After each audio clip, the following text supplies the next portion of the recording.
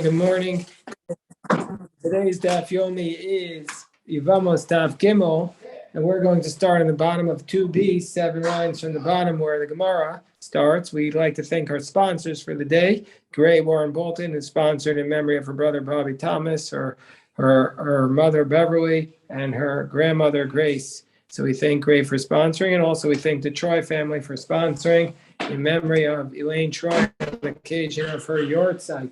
So says the Gemara on the bottom of 2b. We've just discussed in our Mishnah, we've discussed 15 categories of women who are exempt from Yibum, meaning to say Yibum to review is where when the brother dies without any children, his brother must, when a man dies without any children, his brother must either do Yibum with his wife, i.e. marry his wife, or else do chalitza, that is, she removes his shoe and spits on the ground, and it's a quasi-divorce. It's kind of divorce. But our Mishnah listed that there are 15 women who are exempt from Yibum because they're related to the brother of their husband. And so therefore these women are exempt, and also their co-wives are exempt, and also the co-wives of their co-wives. These are all exempt from the mitzvah of Yibum. So now we can begin. So the Gemara says, Michti kul, this whole concept that a relative of your husband is exempt from Yibum, kul me'achos isha yafin, and all of it is derived from a verse about the sister of one's wife, that one is not allowed to marry one's wife's sister. And that became the source for the idea that Talmud learns it out from a verse, that the Talmud learns that even in a case of Yibum. So since that's the source for it, that should be the first case listed in our Mishnah. Why is the first case listed one's daughter? If your brother married your daughter, she's exempt from Yibum with you. Why is that the first case listed? It should list first the wife's sister, because that's the case that's explicit in the text of the Torah. And if you want to say, well, actually, the Mishnah listed them in order of stringencies, because what's the most and the Rebbe Shimoni, and it follows the position of Rebbe Shimon. There are 4 types of death by a court. This is stoning, burning, hereg and chenek, which is like whatever. We don't have to get into all the grisly details there, but sreifa is burning, and Rabbi Shimon says in Tractate Sanhedrin that that's the most severe penalty. And so therefore, if a father is with his daughter, the penalty is burning for the daughter. So therefore, that's why since the burning is the most severe one according to Rabbi Shimon, that's why we start with burning. So if that's the case, and it follows, you want to say that that's why it starts with the daughter of Rabbi Shimon, and we're following the most stringent case, which is Rabbi Shimon, who says Sreifa Chamura. If that's the case, then the mother-in-law should be listed first, because the ikar sreifa b'chamoso ksiva, because the main source of by adultery, death by burning, is written by a mother-in-law, not by a daughter. A daughter is learned out from the mother-in-law. So if that's the case, it should have listed the case of the mother-in-law first. And furthermore, after the mother-in-law case is listed, then it should list the case of the daughter-in-law first. In our Mishnah, the daughter-in-law is listed last. Well, that's a good sign, by the way. That's a sign that we're making progress in our construction. Sorry. Okay. So listen, the basar sreifa skilach, chamor, because the daughter-in-law gets death by stoning if she's adulterous with her father-in-law. And so therefore, since that's death by stoning is then the next severe after burning, that should be listed next. Why is it listed last in the Mishnah? Elabito, so what's the reason why we start with your one's daughter? Given the Asya Midrasha Chavivale. Since we know that the daughter is prohibited to her father via a drasha, we're not talking about where a husband is we're talking about as a daughter from a woman who's not his wife. So that is not explicitly prohibited in the Torah, but it's learned out from an exposition, from what we call a drasha, from the rabbinic interpretation. So since it comes from a drasha, chavivale, it's so dear. What the rabbis discovered on their own or figured out on their own is more dear to them, and therefore they list that first. The Gemara says, well, no, says the Gemara on top of 3a. Kunami midrasha also. All these cases in the Mishnah, aside from one's wife's sister, the other 14 cases that we know that you're prohibited to have yibum with them, even though they are married to your brother and he died without children, all of this is learned out from a drasha. So they're all learned out by this exposition. So it's not just the daughters. And Mar says, yeah, nehidu inyan yibum asya midrasha. Granted, with respect to yibum, that with respect to the fact that you're exempt from the yibum with the widow of your brother, if she's a relative, yeah, that is learned out from a drasha. But ikari suraya v'hechik ksiv behu. But the main idea that they're prohibited, that you're not allowed to have a relationship with these people if it's not a yibum situation, those are explicit. But by your daughter, ikari sura midrasha. One's daughter is not explicitly prohibited in the Torah. And the main drasha, the main source of the prohibition is a drasha. And what's it based upon? The Amarava, Amari Rav Yitzchak Ravdimi, Asya Heina, Asya Zima, Zima. We were in an outcry, what we call a Gzeir Shava, by comparing the words Heina, and Zima, Zima, and that's how we know that a daughter is prohibited. So the Gemara says, well, now that you've established the principle that everything that is learned out that's not explicit in the text, but it's learned out by rabbinic drasha, is chaviva, is more precious, more dear to the rabbis, and therefore they listed it first. It should list your wife's sister as the last category in the Mishnah of cases, because that's the one which is explicitly written in the Torah, and that's the source for the fact that a relative you're prohibited to do yibum with a relative, because that case is the source for it all. So the Gemara says, no, no, because it was referring to the prohibitions of siblings, that's what the Mishnah was referring to. So therefore, it lumped into that category also your wife's sister.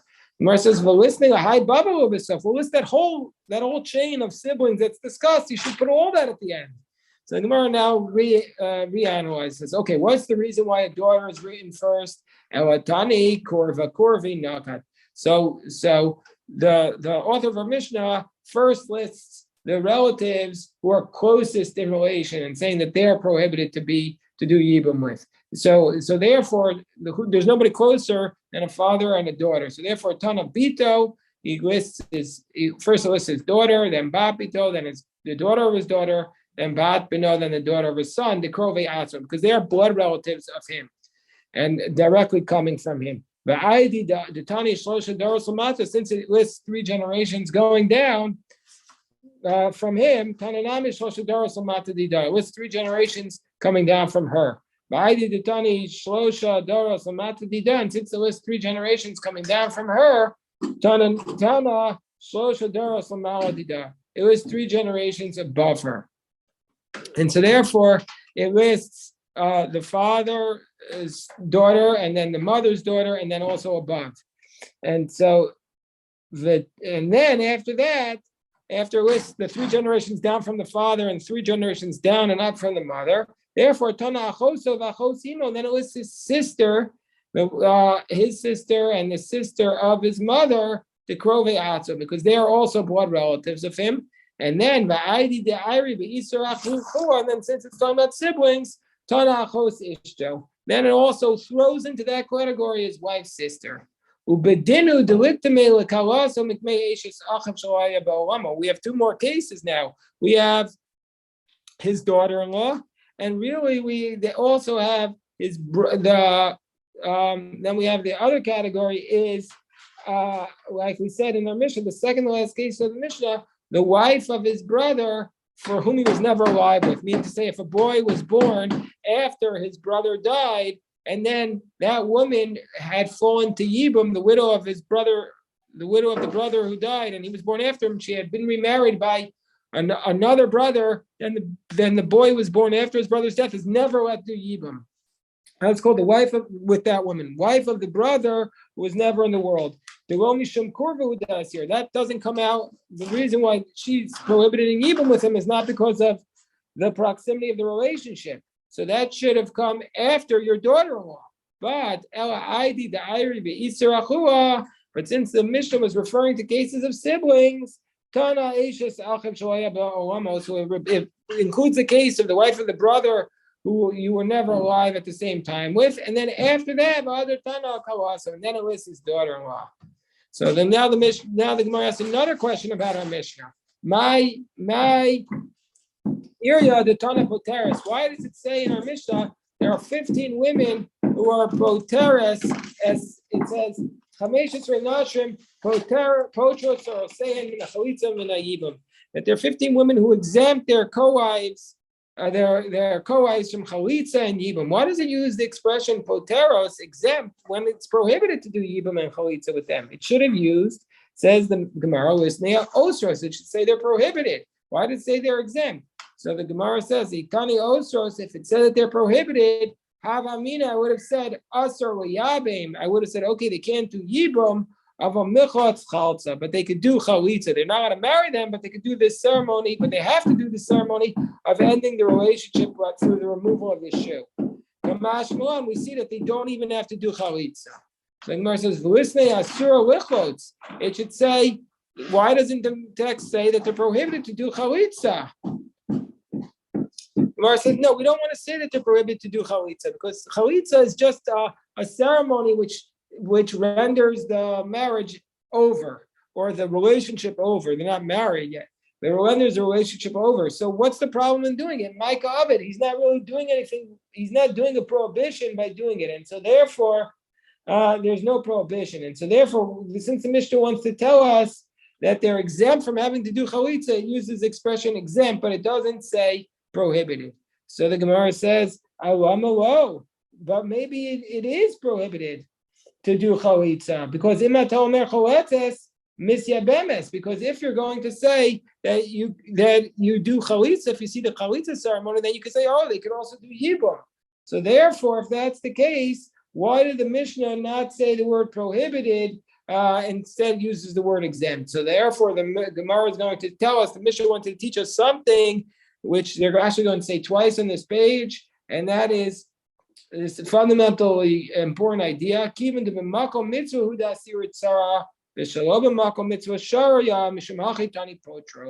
Why does it use the expression of exempt? Because this idea of a co-wife is only prohibited in the case of Yibum, but not in the case of Yibum, the co-wife is permitted, therefore use the word exempt, their co-wives. What does that mean? We said in the case of Yibum, if let's say the brother has two wives, and one is your relative and one is somebody and not a relative, then you're not only not allowed to do Yibum with your relative, but also with the co-wife. But this prohibition of a co-wife is only in the case of Yibum. That's what the Gemara is telling us now. If there's a non-Yibum situation, let's say a guy off the street marries somebody's daughter, and your son-in-law has two wives, one is your daughter and one is another woman, and your son-in-law dies, there's no prohibition whatsoever to marry the co-wife, your daughter's co-wife in that circumstance. That's what the Gemara is saying. So therefore, it uses the word potros. It uses the word exempt because if it would have said oseres, that would imply it's completely always prohibited. So here it just says exempt. Why does it say that there are 15 women who are exempt from chalitza and then yibum? Since yibum is the main mitzvah from the Torah, listening min yibum l'chudei, it should have just said you're exempt from yibum. That's the main mitzvah from the Torah.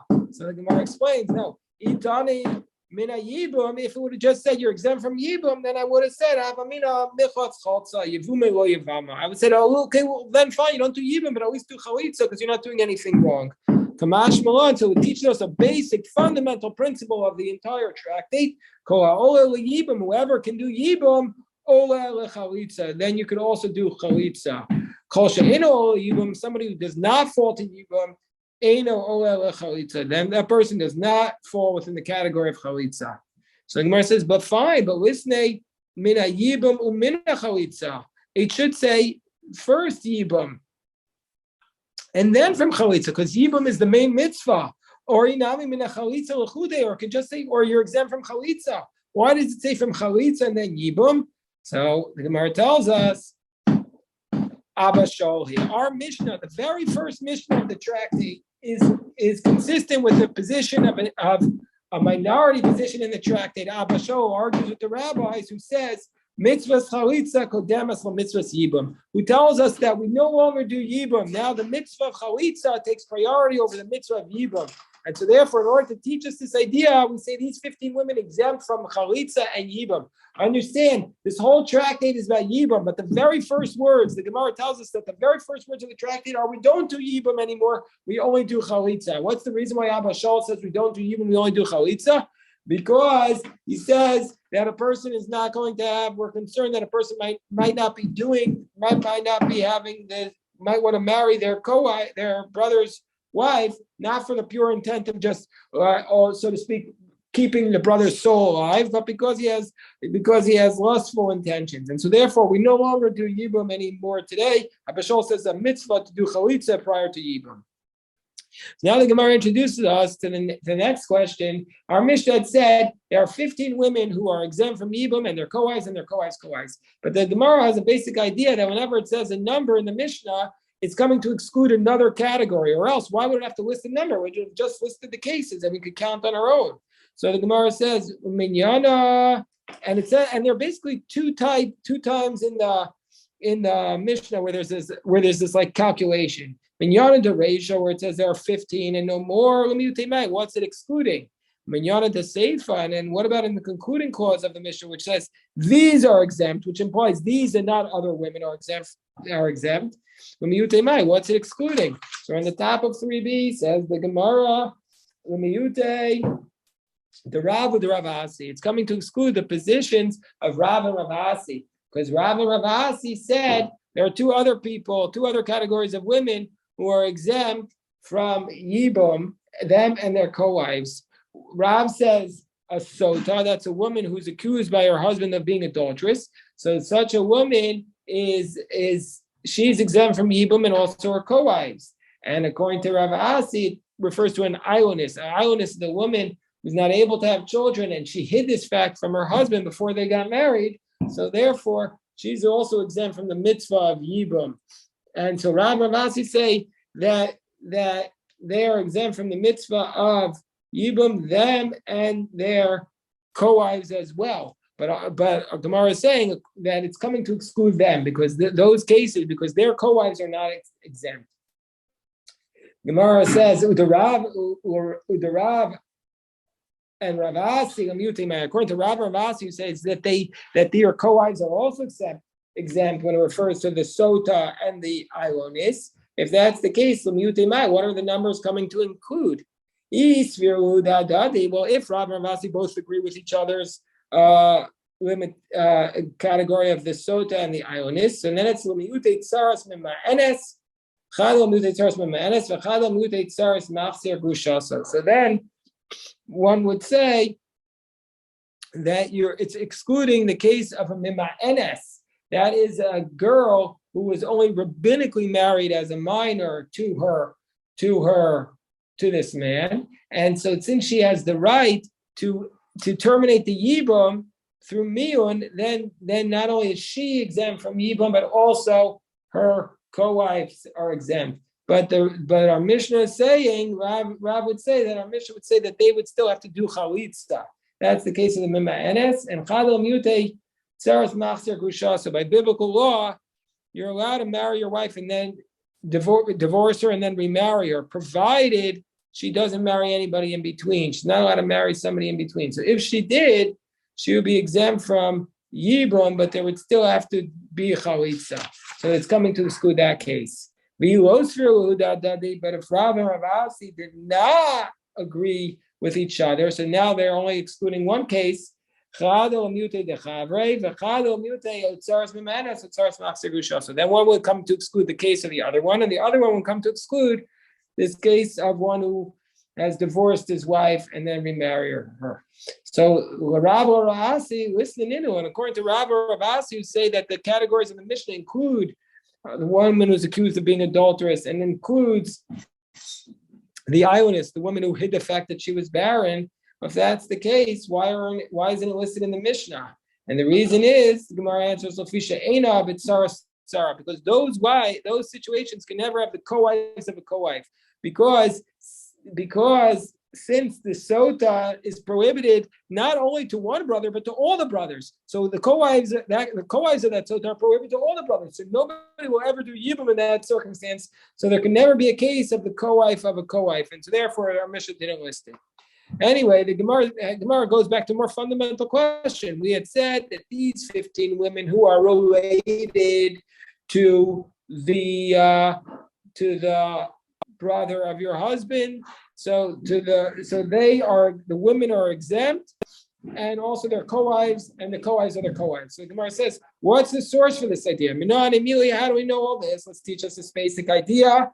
How do we know that these women are exempt and also their co-wives and their co-wives? So the Gemara explains it. Tana Rabbana, and it's based upon a verse. It says, that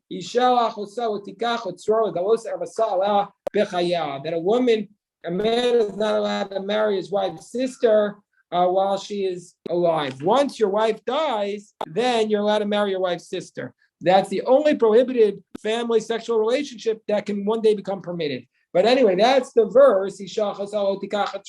Allow. Why does it need to include the word allow? It's superfluous. It's teaching us because there's another verse about Yibam which says that the brother of the husband has to have levirate marriage with her. So therefore, it's a teach. I might have thought I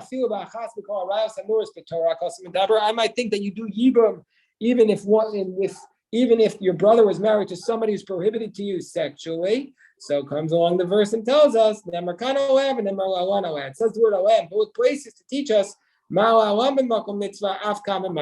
the prohibition applies even if there otherwise would have been a mitzvah to have this relationship, even in the case of Yibam. And the Torah says you're not allowed to marry. Therefore, even if your brother was married to your wife's sister, you cannot do yibum with her. I only know that your wife's sister is prohibited to you in yibum. So, how do we know even the co-wife of your brother's sister? We learned that out from the word litzror.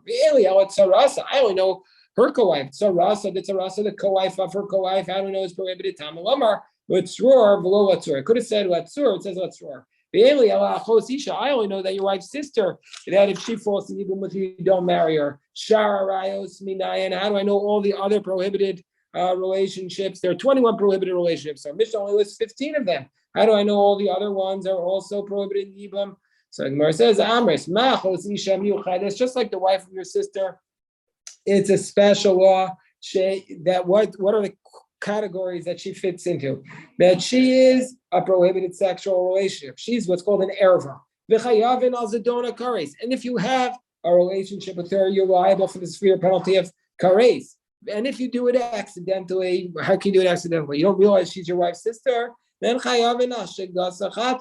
you're liable for a sin offering. And you're prohibited to do yibum with her. So we say afkoshi erva. So to any case where it's a relative. That's where if you're with her intentionally, it's kares. Accidentally, it's a chatas. Asur yabim. You're not going to be allowed to do yibum with her. And we state ve'eli elahain. I only know that they're prohibited. So saying minayin. How do I know also all their co-wives are also going to be prohibited? So the Talmud says amris machos amris. We say. Just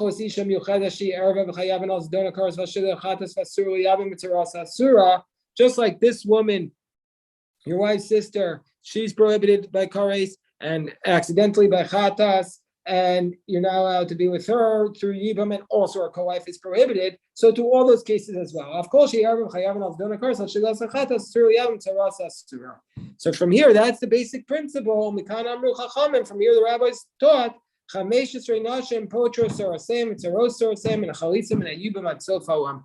we learn this basic source of the idea. It's all learned out from the sister of your wife, from the word Allah in the Torah, that they are exempting Yibam and their co-wives, and the co-wives are their co-wives until the end of the world.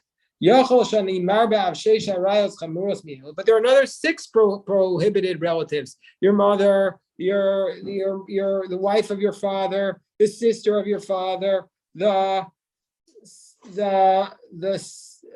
father's your sister from your father. So these are also all these relatives. These are another 6 relatives that are more strict. Why are they also not included in the prohibition that the Yibum doesn't apply today to them? So I might have thought that I might have thought that also their co-wives are also always prohibited to you. So, for example, if your father has a wife who marries a man and that man has another wife, so that man has 2 wives, obviously you can't marry your father's wife, but how do I know that also your father's co-wife will always remain prohibited to you? So I might have thought that that's the case, that these 6 other relatives, their co-wives are also prohibited. Amris, we say Ma'achos Ishom Yuchada Shi Erva B'Chayavan Al Sidon Akaras Ashila Chatas Be'Avshar Linasi La'achem V'Asura Yabam B'Tzarasa Asura.